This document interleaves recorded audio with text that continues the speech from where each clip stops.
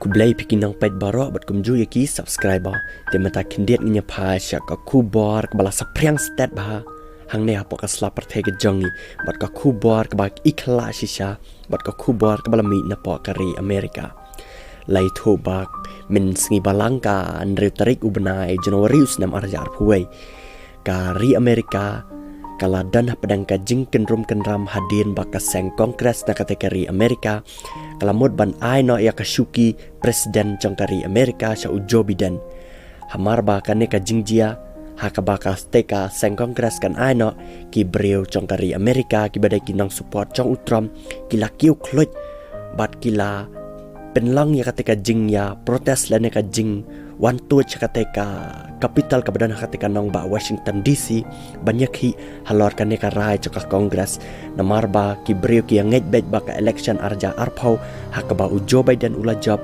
ki ang bet ba ka take election ka de ka bathak bat Joe Biden usu job da ka balek tu bala ru ba na kan ne ka jing hi kumba sangut ki briew ki la do ay la ka jing em kin thop ya ka kin thai ka bala sha siat aka po ba ne ka rum khan ram ba ha po ki te ki building bala ong ru ba kumba khat sangut ki pulit officer ki la men saujor bat san pu ar ngot pat ki reu pai ba ki la men saujor bat ya kan ne ka jing hi kumba lai phawajar tam ki nong support jong Donald Trump ki la wan ban tu chakate ka capital ka badan ka te ka nong ba Washington DC bat ya Donald Trump ru ka Twitter menta kala suspense nan ya ka account jung ha po ka Twitter hadien ba kan ne ka jing chia baro la kynnoh ba kine baro de ka jing le jong Donald Trump. I know you're hurt.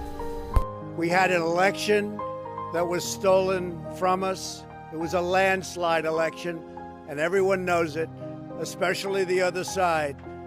But you have to go home now. We have to have peace. We have to have law and order. We have to respect our great people in law and order. We don't want anybody hurt. It's a very tough period of time. There's never been a time like this where such a thing happened, where they could take it away from all of us, from me, from you, from our country. This was a fraudulent election, but we can't play into the hands of these people. We have to have peace. So go home. We love you. You're very special, but go home and go home in peace. Good idea, bro.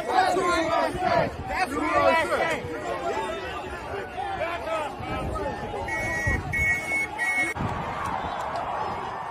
Tejing Shah ki dan ki video ki ba kham ishar khai bat ki ba ima bha bat am sim na Shah ban pelaj apa YouTube kum tang klem pelaj ma pelaj tang kini ki ba kham lang jai jai te tang kini ku blai sibut